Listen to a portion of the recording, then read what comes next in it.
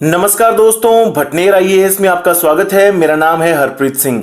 दोस्तों, हमारा प्राचीन भारत के इतिहास का कोर्स चल रहा है जिसमें हम आईएएस प्री में पिछले सालों में आए हुए एमसीक्यूज देख रहे हैं। तो ये हमारा छठा लेसन है और इसमें हम बात करेंगे 2015 और 2016 में आए हुए प्रश्नोत्तरों की। तो दोस्तों, आज का पहला प्रश्न आपके सामने है और यह है कि निम्नलिखित राज्यों में से किनका संबंध बुद्ध के जीवन से था। तो नीचे आपको 4 राज्यों के नाम दिए हुए हैं और उनके नीचे कूट दिए गए हैं। तो कूटों की सहायता से आपको देखना है कि कौन से राज्यों के साथ बुद्ध के जीवन का संबंध था। ठीक है, तो दोस्तों एक बात ध्यान रखिए, आप लोग गौर कर रहे होंगे जिन्होंने पिछला लेसन लगाया होगा कि पिछले लेसन में भी सेम टू सेम एक ऐसा प्रश्न था। ठीक है, यानी दोस्तों बात यह है कि यह प्रश्न रिपीट हुआ। 2014 में भी ये सेम प्रश्न था और 2015 में भी ये सेम प्रश्न आया। यानी एक बात साफ है कि प्रश्न रिपीट भी होते हैं आईएएस एग्जाम में। ये प्रश्न बिल्कुल सेम टू सेम है, 99% सेम है दोस्तों। ठीक है, केवल और केवल यहां पर ऑप्शंस में थोड़ा बहुत चेंज है, 2 और 3 और 3 और 4, यहां पर थोड़ा सा ऑप्शंस में चेंज है।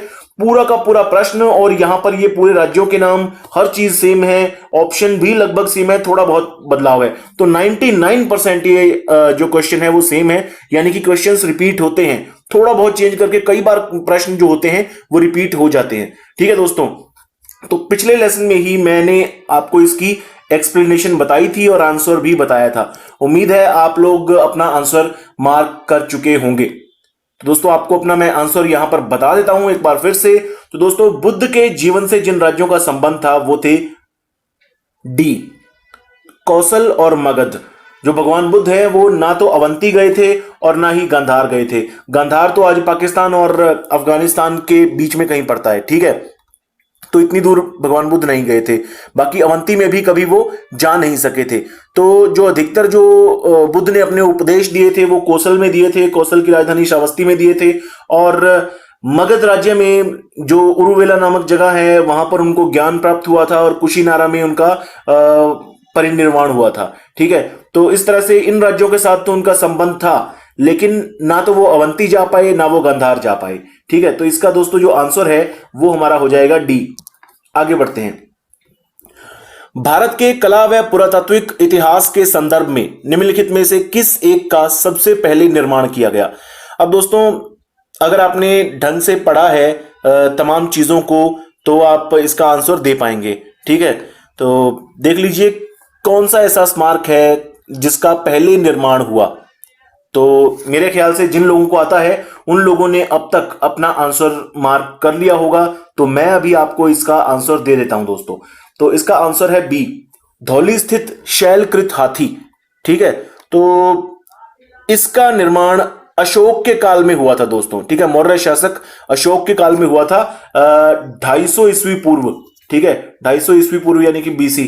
ठीक है, तो अशोक के काल में ये धौली स्थित शैलकृत हाथी का निर्माण हुआ था, लेकिन बाकी के जो स्ट्रक्चर्स हैं, बाकी के जो स्मारक हैं वो बाद में बने थे। जैसे ये लिंगराज मंदिर की दोस्तों बात मैंने शायद अपने पहले ही लेसन में की थी इस कोर्स के। तो लिंगराज मंदिर का निर्माण हुआ था 11वीं सदी में। ठीक है, राजा थे जजाति केशरी, उन्होंने निर्माण करवाया था 11वीं सदी में। इसके बाद दोस्तों ये महाबलीपुरम के जो स्मारक हैं, महाबलीपुरम के स्मारक जो है ये 7वीं 8वीं शताब्दी के हैं। ठीक है, और इनका निर्माण हुआ था पल्लव काल में। 7वीं 8वीं शताब्दी में इनका निर्माण हुआ था और पल्लव काल में इनका निर्माण हुआ था। ठीक है, और ये उदयगिरी स्थित जो वराहमिहिर की जो मूर्ति है ये गुप्त काल में इसका निर्माण हुआ था दोस्तों। ठीक है, गुप्त काल में जो चंद्रगुप्त द्वितीय थे उन्होंने इसका निर्माण करवाया था। ठीक है, इस स्मारक का चंद्रगुप्त सेकंड के टाइम में उदयगिरी स्थित वराहमिहिर की मूर्ति बनी थी। तो यह है दोस्तों कुल मिलाकर इस प्रश्न की एक्सप्लेनेशन और इसका आंसर है बी। आगे बढ़ते हैं। भारतीय इतिहास के संदर्भ में निम्नलिखित में से कौन सा या कौन से सामंती व्यवस्था के अनिवार्य तत्व हैं। तो आपको दोस्तों ये 3 नीचे पॉइंट दिए गए हैं, इनमें से सामंती व्यवस्था के अनिवार्य तत्व कौन से हैं ये आपको देखने हैं। ठीक है, और इनके जरिए ही आपको अपना आंसर मार्क करना है। तो ध्यान से देखिए दोस्तों, सामंती व्यवस्था में कौन कौन से तत्व आते हैं। आपने अगर सामंती व्यवस्था के बारे में पढ़ा होगा तो ठीक है, तो सामंती व्यवस्था के बारे में तो लगातार बात आती है। प्राचीन काल से बात शुरू होती है, इवन आगे जाकर मुगल काल तक ये तमाम चीजें चलती रहती हैं। तो आपने अब तक अपना आंसर मेरे ख्याल से मार्क कर लिया होगा। तो दोस्तों आपको आंसर मैं बता देता हूं, इसका आंसर है बी। ठीक है, तो सामंती व्यवस्था में जो तत्व आते हैं वो आते हैं दोस्तों, एक तो ये 2 नंबर और ये है एक 3 नंबर। आंसर है इसका बी। ठीक है, तो भूमि के नियंत्रण तथा स्वामित्व पर आधारित प्रशासनिक संरचना का उदय हुआ था। ठीक है, मतलब राजाओं के द्वारा अपने सामंतों को, राजाओं के द्वारा कुछ लोकल राजाओं को, जैसे कोई बड़ा राजा है उसके द्वारा किसी शहर के, किसी छोटे राज्य के राजा को या जागीरदार को जमीन दे दी जाती थी, और वो उस बड़े राजा के मातहत सामंत हो जाता था। ठीक है, उसके पास थोड़ी बहुत सेना भी होती थी। ठीक है, वो जरूरत पड़ने पर जो बड़े राजा महाराजा हैं उनकी सहायता करते थे, तो ये सामंत होते थे। ठीक है, तो एक तो ये बात हो गई। दूसरी, सामंत तथा उनके अधिपति के बीच स्वामी और दास के संबंध थे। ठीक है, तो ये भी बात सीधी सी बात है, महाराजा अपने अंडर किसी जागीरदार को जमीन दे रहा है तो वो जागीरदार एक प्रकार से दास होता था, और जो महाराजा होता था वो अधिपति, वो उसका स्वामी होता था। ठीक है, सामंत का। तो दोस्तों ये दोनों ही बातें ठीक हैं सामंती व्यवस्था के संबंध में। लेकिन अगर ये वाली बात, पहली बात देखें कि अत्यंत सशक्त केंद्रीय राजनीतिक सत्ता और अत्यंत दुर्बल प्रांतीय अथवा राजनीतिक स्थानीय राजनीतिक सत्ता, ये बात सही नहीं है, क्योंकि ये अत्यंत दुर्बल तो थे ही नहीं, इनके पास अपनी छोटी मोटी सेना जरूर होती थी। ठीक है, और जो केंद्रीय राज सत्ता थी वो अत्यंत सशक्त नहीं हो गई थी, क्योंकि वो उल्टे इन जागीरदारों को थोड़ी बहुत शक्ति दे देते थे। ठीक है, इनको सेना रखने की इजाजत देते थे, खुद के पास सेना उल्टे थोड़ी कम रखते थे। ठीक है, तो ये बातें हैं दोस्तों। 2 और 3 नंबर जो इसके अंदर जो पॉइंट हैं वो सही हैं, तो इस प्रश्न का जो आंसर है वो हमारा हो जाता है बी। आगे बढ़ते हैं। भारत के धार्मिक इतिहास के संदर्भ में निम्नलिखित कथनों पर विचार कीजिए। ठीक है, अब ये देखिए क्वेश्चन दोस्तों, ये बौद्ध धर्म से जुड़ा हुआ एक प्रश्न है। तो इसमें बोधिसत्व की बात हो रही है लगातार, और कहा गया है कि ऊपर दिए गए कथनों में से, उपयुक्त कथनों में से कौन से सही हैं। तो यहां पर हमें देखना है कि बोधिसत्व के बारे में सही परिभाषा एक तरह से कौन से कथनों में कही गई है, दूसरे में, पहले में, तीसरे में, किस में कही गई है। ठीक है, तो अब आपको नीचे जो कूट दिए हुए हैं उनकी सहायता से अपना आंसर मार्क करना है। तो दोस्तों जिन्होंने बुद्ध धर्म के बारे में पढ़ा है ठीक ठाक, तो वो इसका लगभग आंसर कर ही देंगे। तो मैं इसका आंसर आपको बता देता हूं, इसका आंसर है दोस्तों ये बी।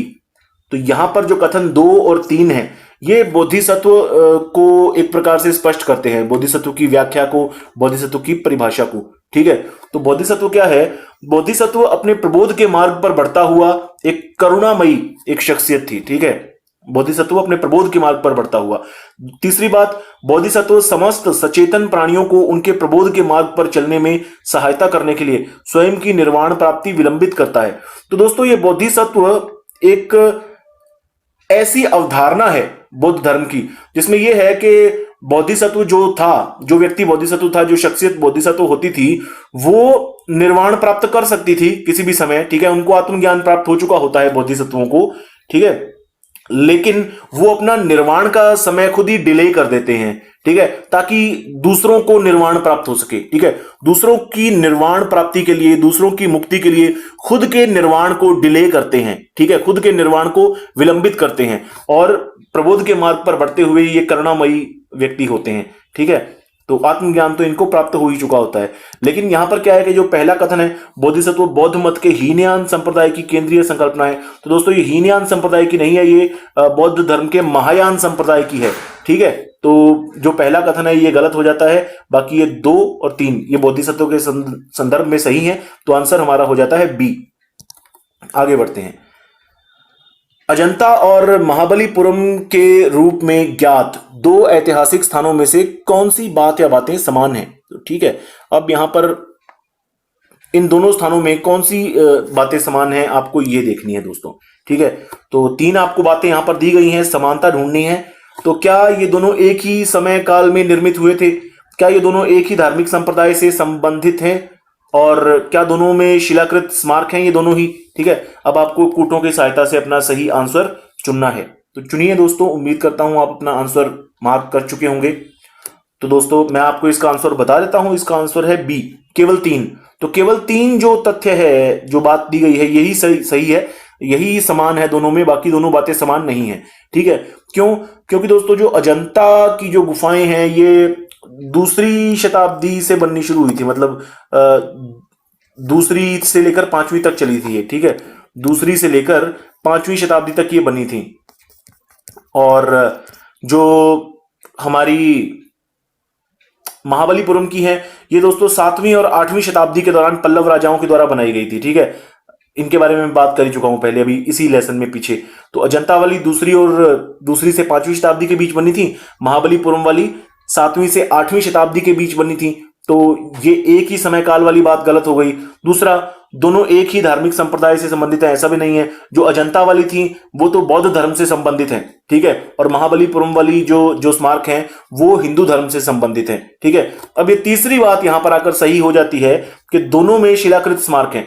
दोनों ही स्मारक दोस्तों शिलाओं को काटकर बनाए गए हैं। अजंता गुफाएं हैं, ठीक है, और महाबलीपुरम के जो मंदिर हैं, ठीक है, तो उनको चट्टानों को काटकर बनाया गया है। तो दोनों ही ये शिलाकृत स्मारक हैं, यानी कि हमारा आंसर यहां पर हो जाता है बी।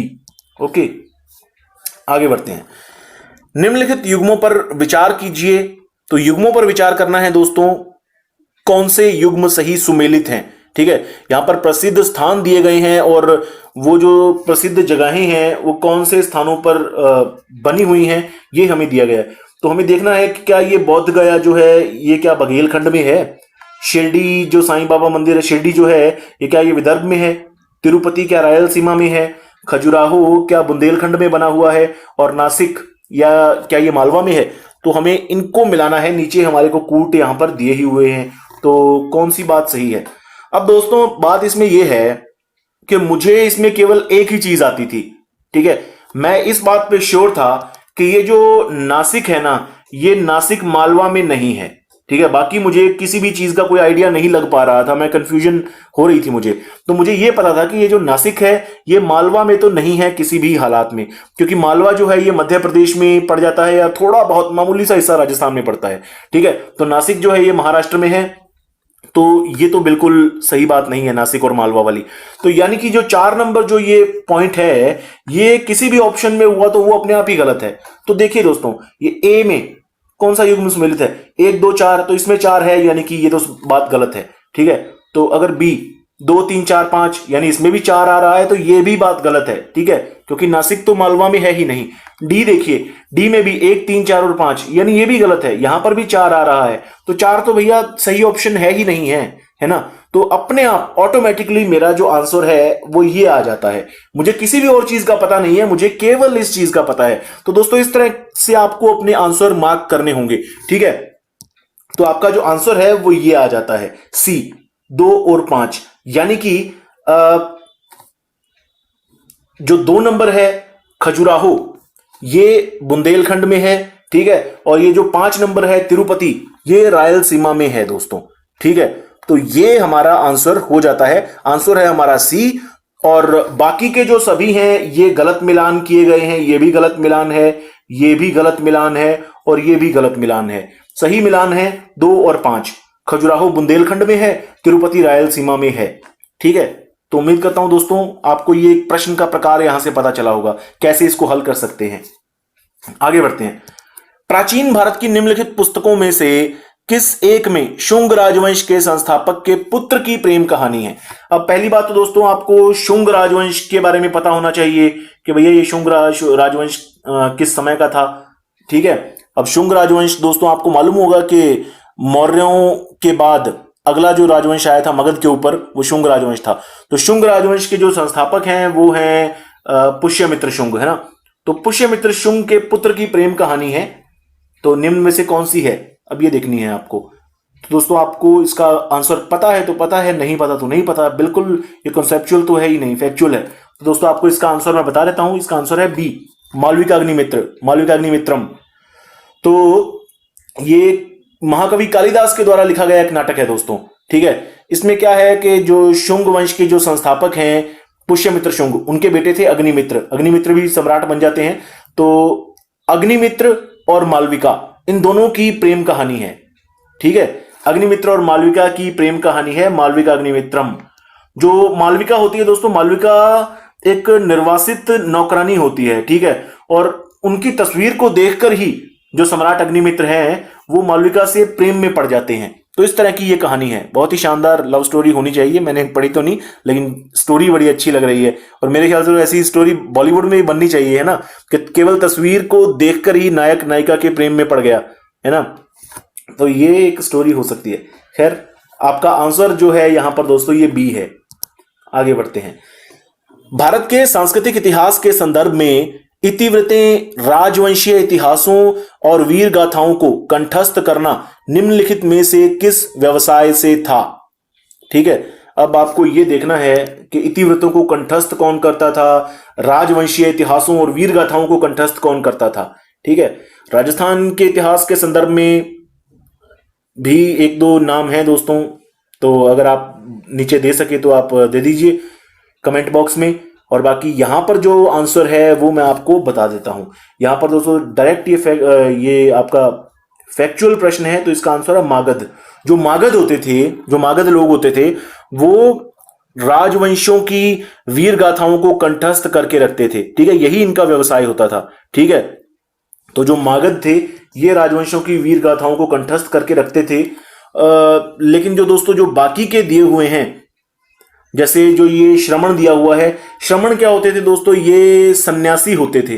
ठीक है, श्रमण सन्यासी होते थे। और ये जो अग्रहारिक हैं, अग्रहारिक क्या होते थे, ये राजा से लगान मुक्त ग्राम दान में प्राप्त करने वाले ब्राह्मण थे।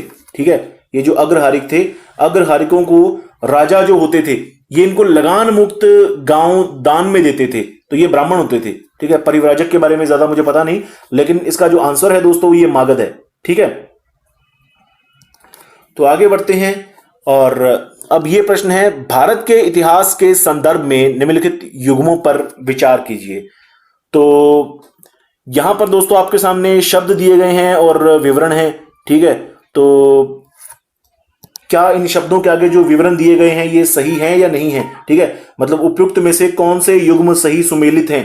ठीक है, अब हमें ये देखने हैं, क्या ये एरीपति ये सही सुमेलित है? तनियूर का जो मतलब दिया गया है क्या ये सही सुमेलित है? ये घटिका का जो मतलब दिया गया है क्या ये सही सुमेलित है? ये हमें देखना है। तो इसका आंसर तो दोस्तों तभी दे पाएंगे जब आपने गहराई से पढ़ाई की होगी, है ना, क्योंकि ये टर्म्स हैं और इस तरह के प्रश्न गलत होने के बहुत ज्यादा आसार रहते हैं। तो बात यही है कि जब आप इतिहास को पढ़ें तो आप राजाओं का जो प्रशासन का तरीका है ना, शासन प्रशासन, उस पॉइंट को भी आप पूरे ध्यान से पढ़ें। ठीक है, राजा की हम कहानी तो पढ़ लेते हैं, किसी भी राजवंश की हम कहानी तो पढ़ लेते हैं, लेकिन बाद में उसका जो प्रशासन है, उसके प्रशासन, वो प्रशासन किस प्रकार से करता था और किस प्रकार के मंत्रियों के पद होते थे, है ना, किस प्रकार के विभाग होते थे, तो ये तमाम चीजें प्रशासन से जुड़ी हुई होती हैं। तो ये भी हमें ध्यान में रखनी होती हैं। इनसे जुड़े हुए प्रश्न अक्सर आ जाते हैं क्योंकि मुश्किल सवाल तो यही होते हैं। ठीक है, तो आपको सही जो युग्म है वो देखने हैं। तो दोस्तों आपको मैं इसका आंसर जो है वो दे देता हूं। आंसर है डी। ठीक है, ये तीनों ही सही सुमेलित हैं, तो ये इसका आंसर हो जाता है कि ये तीनों ही भैया सही सुमेलित हैं। तो जो एरीपति हैं, ये एरीपति जो भूमि है जिससे मिलने वाला राजस्व अलग से ग्राम जलाशय के रखरखाव के लिए निर्धारित कर दिया जाता था। यानी ग्राम का जो जलाशय या सरोवर होता था उसका रखरखाव जो करना होता था, ये एरीपति भूमि से जो राजस्व मिलता था, जो रेवेन्यू मिलता था, उस रेवेन्यू के जरिए गांवों के सरोवरों का रखरखाव किया जाता था। ठीक है, जो तनियूर था, तनियूर ये होता था कि एक अकेले ब्राह्मण या ब्राह्मणों के किसी समूह को जो ग्राम दान में दिए जाते थे उनको तनियूर कहते थे। ठीक है, और ये जो घटिका है, घटिका प्राय मंदिरों के साथ संबद्ध विद्यालय, तो ये मंदिरों के साथ संबद्ध विद्यालय होते थे दोस्तों, उच्च शिक्षण संस्थाएं होती थी। ठीक है, विद्यालय मतलब उच्च शिक्षा वाले विद्यालय होते थे जो घटिका है। तो तीनों ही अपने आप में सही हैं। ठीक है, तो ये जो घटिका है दोस्तों ये पल्लवकालीन मंदिरों से जुड़ी हुई बात है। ठीक है, और ये तनियूर जो है ये चोल काल की एक राजस्व इकाई थी। ठीक है, तो इस तरह से दोस्तों ये पूरी चीज है और पूरी व्याख्या है इस क्वेश्चन की, और इसका जो आंसर है वो है डी। ठीक है, तो दोस्तों इस तरह से हमारा ये छठा लेसन भी पूरा होता है। 2015-16 के प्रश्नोत्तर भी हमने देख लिए हैं। इसके बाद दोस्तों आखिरी लेसन आएगा प्राचीन भारत के इतिहास के एमसीक्यूज का, जिसमें हम 2017 और 2018 के एमसीक्यूज को देखेंगे। इस तरह से प्राचीन भारत के इतिहास का हमारा कोर्स अगले लेसन के साथ ही कंप्लीट हो जाएगा। ठीक है, तो उम्मीद करता हूं आपको ये लेसन पसंद आ रहे होंगे। धन्यवाद।